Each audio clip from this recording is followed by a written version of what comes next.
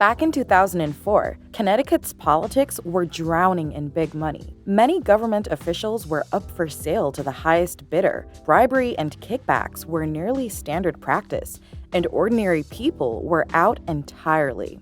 After a wave of corruption scandals, including one that led to the governor's resignation, the state had earned the nickname CORRUPTICUT. But an extraordinary thing happened. Rather than getting cynical or discouraged, everyday Americans pushed back to spark change. Common Cause co-led a broad coalition to demand a better way forward, bringing together people fighting for causes that struggled to get ahead in Connecticut, like civil rights, labor, social welfare, and the environment. It wasn't easy, but together, they ultimately passed game-changing reform in 2005, the Citizens Election Program, CEP, and immediately got to work to implement it.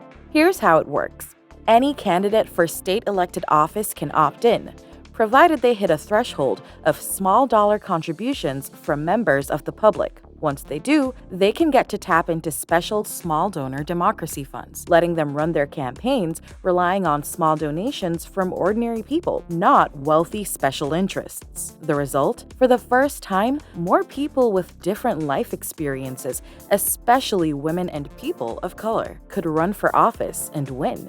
Connecticut's elections went from middle of the pack to some of the most competitive in the country, and because they weren't necessary to win anymore, contributions to candidates from wealthy special interest donors plummeted. Shaking up the status quo paid off majorly for the people of Connecticut, too. Just one example? For years, lobbyists for beer and soda distributors ensured that their wealthy industry clients could keep the 5 cents left unclaimed when a customer doesn't return their cans and bottles back to the store. That added up to $24 million each year. Every single attempt to return this money to the public treasury, instead of giving it back to beer and soda distributors, failed, thanks to the distributors' powerful lobbyists and the millions in spending backing them up.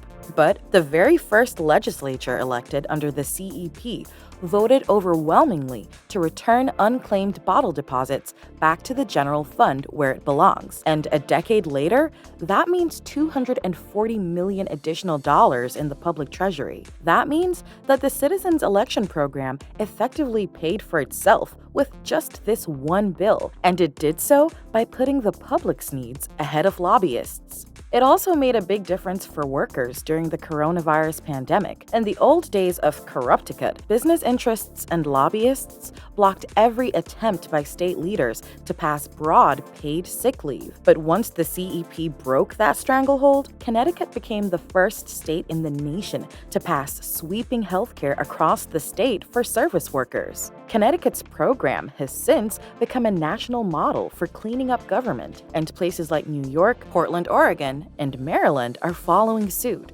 Americans are coming together to take reforms like small donor democracy nationwide, so that our democracy includes every American.